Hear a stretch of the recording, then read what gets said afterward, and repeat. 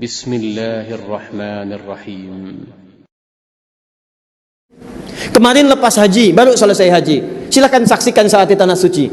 Berapa di antara jemaah haji yang paham bagaimana cara menunaikan manasik itu? Silakan lihat dari mulai tawaf saat pertama datang. Apakah setiap orang yang tawaf paham apa yang dibacakan?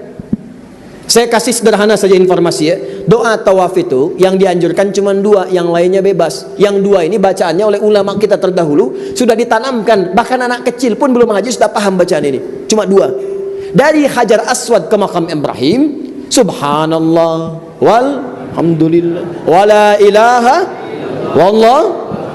Dari rukun Yamani sampai dengan ke Hajar Aswad, orang Indonesia paham betul. Saking pahamnya punya istilah sendiri yang orang Arab pun tidak mengetahuinya.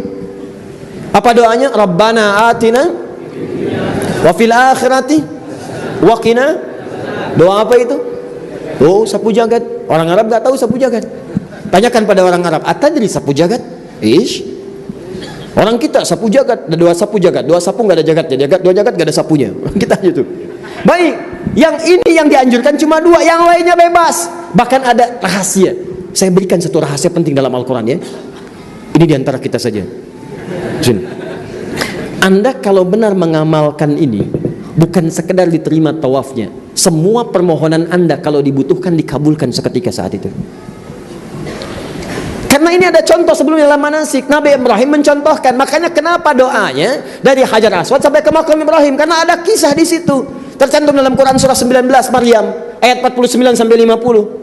Falamma ta'zalahum wa ma ya'buduna min dunillah. Ketika Ibrahim menjauhi orang-orang yang musyrik kepada Allah Subhanahu wa taala, meninggalkan mereka, fokus kepada Allah walaupun resikonya banyak itu dilakukan, maka kami berikan kepadanya pengabulan dari doanya yang telah lama itu. Wa habna lahu Ishaq.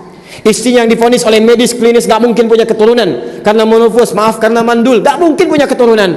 Maka kata Allah, jadi dan jadilah keturunan. Ishak terlahir. Kapan itu terlahir? Ketika Nabi Ibrahim mengundang semua resiko karena ingin mendekat kepada Allah Subhanahu wa taala. Mendekat kepada Allah bisa dengan 3 cara. Makna kalimatnya subhanallah, 2 walhamdulillah, 3 wala ilaha illallah, Allahu akbar. Subhanallah. Maaf, kalimat subhanallah diucapkan kapan? Kalau bapak ibu melihat misalnya ke Ngarai Siano, pergi ke Harau, banyak pemandangan bagus, diucapkan apa? Masya Allah. Ingat, bukan subhanallah. Kalau kalimat yang benar, Masya Allah. Kalau subhanallah, itu asalnya diucapkan pada keadaan yang bertentangan dengan sifat dan keagungan Allah. Contoh, Quran surah kedua Al-Baqarah ayat 116. Ada orang berkata, Allah punya anak ya? Wa qalu ittakhadallahu walada. Mereka berkata Allah punya anak. Subhana. Itu tidak benar. Contoh, Quran surah 17 ayat 1. Ketika Nabi di Isra Mi'rajkan, orang-orang berkata, Muhammad Tuhanmu gila ya, bisa memperjalankan hambanya dari Mekah ke Masjidil Aqsa cuma semalam, balik lagi turun ayat subhanalladzi asra. Itu enggak benar. Subhan. Tapi kalau Anda melihat yang indah-indah, yang baik-baik, maka ungkapkan dengan ta'ajjub, takjub. Sya Allah, yang Allah izinkan. Lihat Ngarai Siano indahnya, Anda katakan Masya Allah. Maka ini maknanya dalam bahasa Indonesia, ya Allah, saya kagum, takjub dengan keindahan ini. Kalau bisa teruskan setiap saya datang ke sini, indah pemandangannya. Awas, para ibu sering keliru. Ketika anak-anaknya sulit diatur, luar biasa, lompat sana, lompat sini, tidak ikut ibunya, maka apa yang ibu katakan? Masya Allah, sungguh indah kenakalan ini, teruskan ya Allah, teruskan. Itu ya. Awas. Nah, kembali kepada yang tadi, balikan. Awas, hati-hati, fokus, ingat baik-baik. Subhanallah walhamdulillah wala ilaha illallah. Subhanallah, menolak segala hal yang tidak disukai Allah. Kadang-kadang lupa, Allah senang Anda sholat, tapi saat sholat bersamaan dengan aktivitas dunia Anda. Apa yang disukai oleh Allah? Kalau Anda bisa meninggalkan aktivitas dunia untuk sholat, tinggalkan, tunaikan sholat. Hati-hati. Malam ada tahajud, ada bola, pilih mana? Bola atau tahajud? Halo? Hati-hati. Nah ini, kalau Anda bisa berjuang, tahajud sunnah lah, tahajud nomor 2, bola nomor 1. Ada sebagian orang katakan demikian. Begitu Anda sampaikan seperti itu, ada yang memilih tidak, tahajud nomor 1, bola bisa dilihat belakangan. Begitu Anda tutup semua itu, Anda katakan subhanallah, saya pengen sholat, saya tepikan ini. Maka naik status Anda pada saat itu, Anda akan berada pada posisi yang disebut langsung diisyaratkan dalam Al-Quran. Jika Anda bisa mengerjakan ibadah di luar rata-rata, maka Allah pun akan memberikan pada Anda pemberian yang di luar rata-rata. Nabi Ibrahim pernah melakukan itu walaupun dia dilempari, walaupun beliau dibakar, mendekat kepada Allah, maka Allah pun berikan pengabulan doa yang menurut manusia mustahil. Kata Allah, jadi. Makanya ketika Anda tawaf, kenapa baca subhanallah, walhamdulillah, wala ilaha illallah, Allahu akbar? Itu ada maknanya. Lakukan perjuangan Anda seperti Nabi Ibrahim. Ketika sampai di makam Ibrahim, silahkan bebas berdoa dengan bahasa Anda. Bebas. Dari makam Ibrahim sampai dengan rukun Yamani, minta.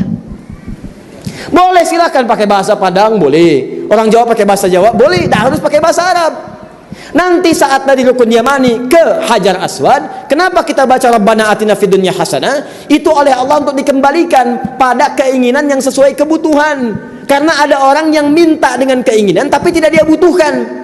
Bagus untuk dunia, tidak untuk akhirat. Bagus untuk akhirat, tidak untuk dunia. Makanya setiap permintaan tadi dikembalikan bagus untuk dunia dan akhirat dia.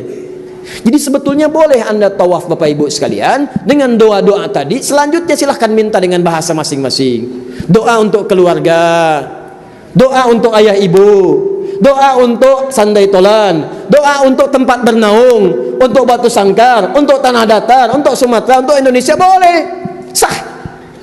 Saya pernah punya pengalaman cerita kawan itu. Ini bagus, tapi tidak harus ditiru caranya.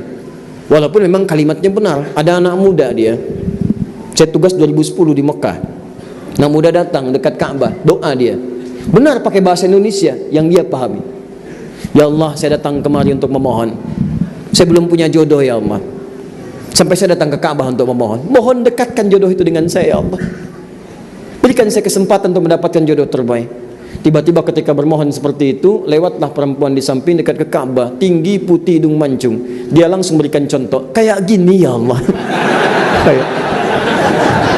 Kayak gini. Dia tunjuk perempuan tuh. Tapi Anda tahu apa yang terjadi? Pulang dia, setelah selesai dari situ, menikah Pak. Bukan dengan yang tadi. Bukan, tapi dia menikah. Maka poinnya adalah bukan karena dia menyampaikan hal yang mungkin lucu bagi kita. Poinnya, dia menyampaikan apa yang ia butuhkan. Dan ia berdoa dengan apa yang ia pahami. Satu lagi nih yang paling unik, datang multazam, mendekat dia mengatakan, ya Allah, saya punya banyak hutang, tak saya kasih tahu pun kau paham ya Allah. Saya banyak hutang sampai datang kemari pun saya minjam. Kalau tidak percaya, ini catatannya ya Allah, tempelkan oleh dia. Pulang, lunas, dia berusaha dan sebagainya, dimudahkan oleh Allah Subhanahu wa taala. Nah, kita seringkali mengerjakan sesuatu yang tadinya mudah dipersulit, yang sulit tidak menjadi mudah karena tidak paham ilmunya. Sekarang lebih parah. Ada orang tawaf sekarang, tawafnya live, sa'inya live. Tangan kanannya kemudian membawa handphone, tangan kirinya siap-siap dengan kamera. Subhanallah, walhamdulillah, capek pindah kiri, wala ilaha illallah, Allahu akbar. Kelihatan dari sana. Tuh. Itu yang paling bahaya. Jadi yang pertama, mengetahui ilmu itu bisa menentukan kualitas ibadah untuk mendapatkan penerimaan di sisi Allah Subhanahu wa taala.